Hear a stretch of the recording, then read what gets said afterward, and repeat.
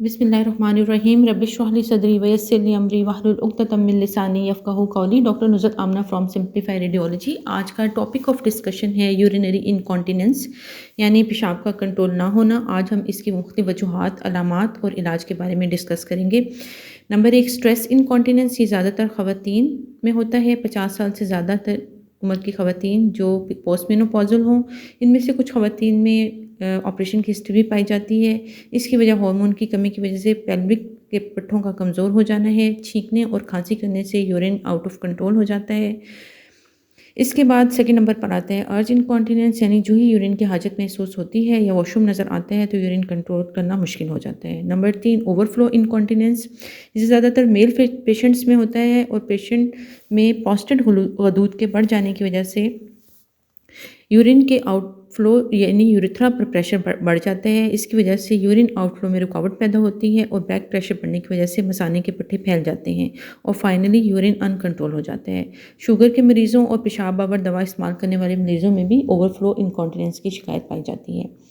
Number 4, continuous incontinence, यानी हर वक्त पेशाब का जारी रहना। इसकी वजह मसाने और पेशाब की नाली के साथ एक और एबनॉर्मल ट्रैक का बन जाना है जिसको हम फिस्टुला कहते हैं। ये सर्जरी और कैंसर पेशेंट में रेडियोथेरेपी की कॉम्प्लिकेशन हो सकती है। नंबर 5, पोस्ट मिक्चुरेशन ड्रिबलिंग, यानी यूरिन करने के बाद कतरों का आना या यूरिन करने के बाद दोबारा हाजत महसूस होना और थोड़ा थोड़ा यूरिन मज़ीद आना। इसकी वजह मसाने के साथ एक और छोटा मसाना बन जाना है जिसको हम डाइवर्टिकुलम कहते हैं। इसके अलावा यूरिथ्रल स्ट्रक्चर में भी एक कैफियत पैदा होती है। Number 6, neurogenic bladder. ये ब्रेन, स्पाइनल कॉर्ड इंजरी और नर्व डिजीज़ के पेशेंट में ब्लैडर का कंट्रोल ख़त्म हो जाने की वजह से पैदा होता है, जैसे फालिज के मरीज़ या स्पाइनल इंजरी के मरीज़ या मल्टीपल स्क्लेरोसिस के मरीज़। नंबर 7 पर दायमी और पुरानी कब्ज़ के मरीज़ों में बहुत ज़्यादा जोर लगाने की वजह से पेल्विक मसल बहुत ज़्यादा कमज़ोर हो जाते हैं जो इनकॉन्टिनेंस की वजह बनते हैं। सर्दियों में अमूमन ये तकलीफ़ बहुत ज़्यादा हो जाती है और शुगर के मरीज़ों में आम लोगों की निस्बत इस तकलीफ़ का शिद्दत से सामना करना पड़ता है। अब करना ये है कि आप अपना एब्डोमेन पेल्विस अल्ट्रासाउंड करवाएं with pre and post word volume. इसके अलावा urine complete examination and culture sensitivity करवाएं ताकि ये पता चल सके कि गुर्दे और मसाने की मुख्तलिफ प्रॉब्लम्स को हम रूल आउट करें। इसके अलावा हर पेशेंट की मुख्तलिफ वजूहात के मुताबिक इलाज किया जाएगा। स्ट्रेस इनकॉन्टिनेंस की ट्रीटमेंट हम सबसे आखिर में डिस्कस करेंगे। नंबर 1, मसलन गुर्दे और मसाने की इन्फेक्शन की सूरत में नेफ्रोलॉजिस्ट को कंसल्ट करें और उनके मशवरे के मुताबिक एंटीबायोटिक के इस्तेमाल से प्रॉब्लम हल की जा सकती है। नंबर 2, यूरेथ्रा में स्टोन स्ट्रक्चर की सूरत में या डाइवर्टिकुलम की प्रॉब्लम की सूरत में यूरोलॉजिस्ट को कंसल्ट करें ताकि सर्जरी के ज़रिए मसले का हल निकाला जा सके। नंबर 3, प्रोस्टेट हाइपरट्रॉफी की सूरत में मेडिकल और सर्जिकल ट्रीटमेंट की जाती है और यूरिनरी इनकॉन्टिनेंस की तकलीफ में नुमाया कमी हासिल हो सकती है। नंबर 4, कब्ज़ को दूर करने के लिए ग़ज़ा और दवा से मदद लें, लाइफस्टाइल चेंज करें। लेक्चर नंबर 21 में कब्ज़ की मुकम्मल डिटेल बताई गई है, दोबारा सुन लें। शुगर का मुकम्मल कंट्रोल करें, ग़ज़ा और दवा से मदद लें। इसके अलावा सर्दियों में चाय कॉफ़ी का कम इस्तेमाल करें। अब हम आते हैं स्ट्रेस इनकॉन्टिनेंस की वजह यानी पेल्विक मसल की वीकनेस की ट्रीटमेंट की तरफ। पेल्विक फ्लोर मसल्स मसाने, यूट्रस और आंतों के आखिरी हिस्से रेक्टम को ना सिर्फ एक मजबूत फ्लोर मुयसर करते हैं बल्कि इनको सपोर्ट भी करते हैं। इन मसल की मजबूती की वजह से यूरिनरी इनकॉन्टिनेंस और ब्लैडर इनकॉन्टिनेंस को हम प्रिवेंट कर सकते हैं और रेक्टल प्रोलैप्स और यूट्रोवजाइनल प्रोलैप्स की प्रिवेंशन भी कर सकते हैं। पेल्विक फ्लोर मसल बार बार हमल, डिलीवरी, प्रोस्टेट के बढ़ जाने, कैंसर की ट्रीटमेंट, वज़न बहुत ज़्यादा बढ़ने की वजह से, पुरानी कब्ज़ में बहुत ज़्यादा जोर लगाने से कमज़ोर हो जाते हैं और ब्लैडर इनकॉन्टिनेंस का सबब बनते हैं। नॉर्मली हमारे ब्लैडर का कंट्रोल हमारे दिमाग के पास होता है, लेकिन बाज़ औक़ात हमारी गलत प्रैक्टिसेस की वजह से हमारा ब्लैडर हमारे दिमाग को कंट्रोल कर रहा होता है। पेशेंट की कंप्लेंट ये होती है कि बार बार यूरिन के लिए वॉशरूम जाना पड़ता है। इस कंडीशन को हम हाइपरटोनिक ब्लैडर या ओवर एक्टिव ब्लैडर कहते हैं।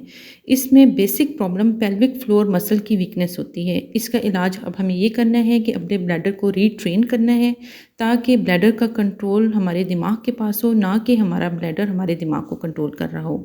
नंबर 1, ब्लैडर की अनड्यू कॉल को इग्नोर करें। जब यूरिन आए तो फ़ौरन वॉशरूम की तरफ मत भागें। अपने वॉशरूम जाने की टाइमिंग्स नोट करें और सबसे कम टाइमिंग्स फ़र्ज़ किया जो 1 घंटा है वो नोट कर लें। इसके लिए अगर आपको यूरिन महसूस हो तो अब आपने बैठ जाना है। टांगें एक दूसरे पे क्रॉस करनी है, अपनी अटेंशन डाइवर्ट करनी है। मसलन आप कोई फ़ोन कॉल कर लें, कोई असाइनमेंट कंप्लीट कर लें, ग्रॉसरी लिस्ट बना लें, पेंडिंग काम कर लें, किचन के काम कर लें, लेकिन आपने यूरिन करने के बारे में नहीं सोचना। 1 घंटे से पहले आपको जब भी यूरिन आएगा तो आपने यही प्रैक्टिस करनी है। इसके बाद आपने मसाने, यूट्रस और रेक्टम के आउटलेट की जगह को टाइट करना है, जिस्म के अंदर की तरफ खींचना है। 10 सेकंड के लिए इस टाइटनेस को मेंटेन करना है और फिर रिलैक्स करना है। 5 सेकंड के लिए रिलैक्स करें। अब ये ख्याल रखें कि आपने पेल्विक मसल को टाइट करना है, पेट के निचले वाले हिस्से के और थाई के मसल को टाइट नहीं करना। इसके बाद आप 5 सेकंड के बाद रिलैक्स करने के बाद दोबारा पेल्विक मसल को यानी मसाने, यूट्रस और रेक्टम के आउटलेट की जगह के मसल को टाइट करेंगे। टाइटनेस को 10 सेकंड के लिए मेंटेन करेंगे यानी कॉन्ट्रैक्ट करके रखेंगे और उसके बाद फिर रिलैक्स करेंगे। ये प्रोसेस आप 10 दफ़ा दोहराएंगे, दिन में 3 दफ़ा करेंगे। 1 हफ़्ते के बाद इस प्रोसेस को 15 तक ले जाएं, अगले हफ्ते 20 तक और फिर आहिस्ता आहिस्ता 25 तक। ये रेपिटेशन करें। ऐसा करने से आप प्रैक्टिस इंक्रीज़ कर रहे हैं। और वॉशरूम जाने के वक्फे को 1 घंटे से 1.5 घंटे पर ले जाएं, फिर 2 घंटे, 2.5 घंटे और आहिस्ता आहिस्ता 3 घंटे तक इम्प्रूव करें। ऐसा करने से हम पेल्विक फ्लोर मसल को मजबूत करते हैं और यूरिनरी इनकॉन्टिनेंस की प्रॉब्लम को कम और आहिस्ता आहिस्ता ख़त्म कर सकते हैं। सही बुखारी की एक हदीस का मफ़हूम है कि रसूल अल्लाह सल्लल्लाहु अलैहि वसल्लम मदीने या मक्के के एक बाग में तशरीफ़ ले गए। वहाँ आपने 2 लोगों की आवाज़ सुनी जिन्हें उनकी कब्र में अज़ाब दिया जा रहा था।